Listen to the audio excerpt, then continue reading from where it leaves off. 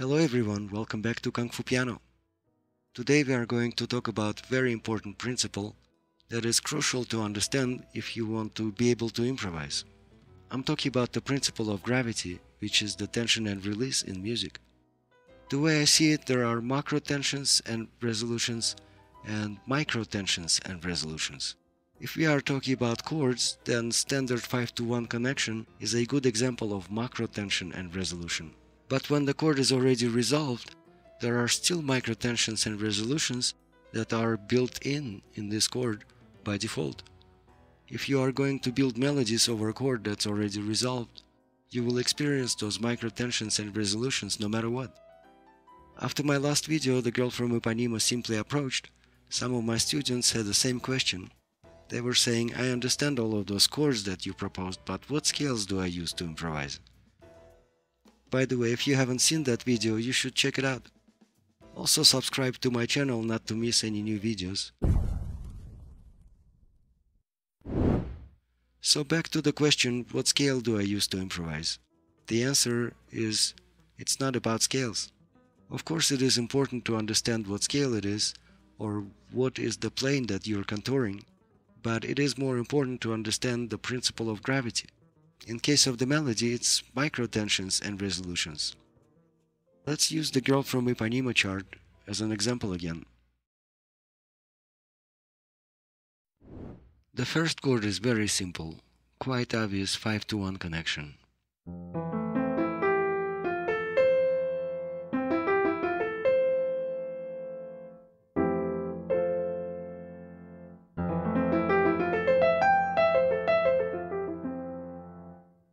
Very helpful when you are creating melodies. Bill Evans would play something like this. Or like this.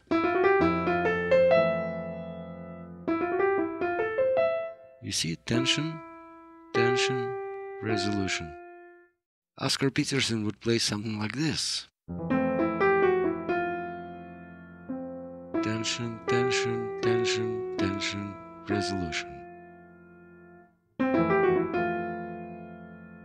Then the second chord, due to its dominant seventh nature, needs a little bit more attention. As I was stating in my previous videos, the triads that are on the augmented side, such as, in our case, A major and E flat major, can resolve into the next minor triad within the circle of fifths like this.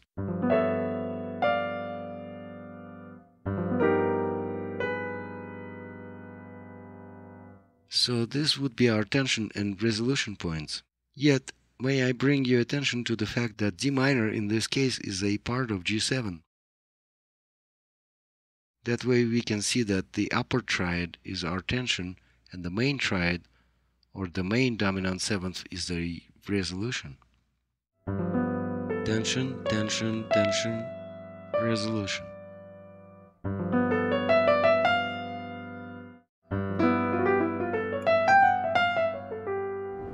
By the way, that's how you determine what scale to use with whatever upper triad.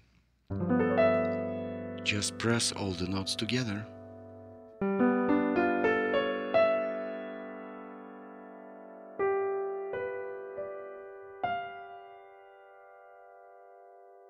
And there are no questions. This is your scale. Right? Considering this while building your phrases is very important for your improvisation. If you revisit any classical piece or any modern song, you will definitely notice that the principle of gravity is present everywhere. Next chord is a minor chord, and in case of a minor chord, your 5 could be major or minor. Not all the cases are suitable for contouring major. It really depends on the situation. But in our case, we could definitely use both of them.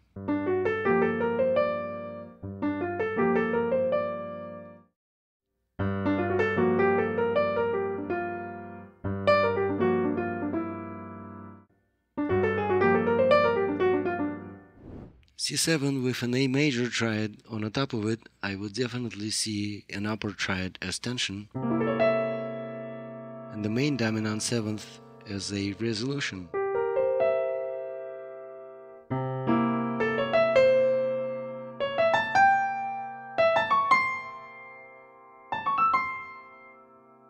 Considering the fact that this is a triad from the diminished side, I could use another related triad such as an F sharp minor. It gives me more colors.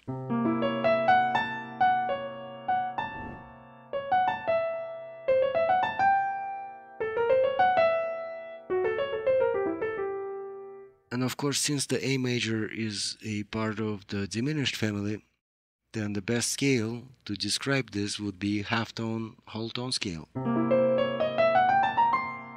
or a diminished scale. Back to F major.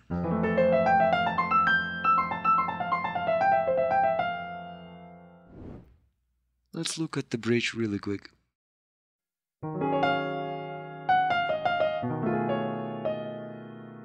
Same case scenario.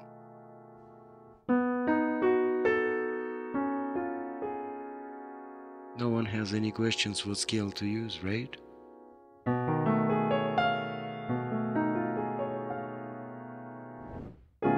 D flat major to F sharp minor. Just like an Oscar Peterson passage.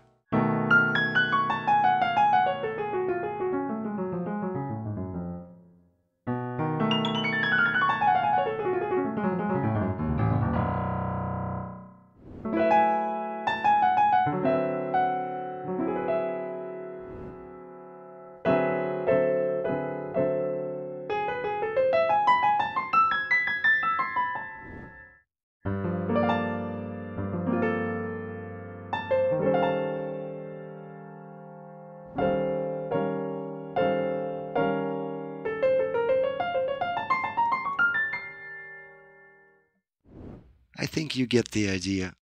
Visit my website, subscribe to my channel, and don't forget to like the videos.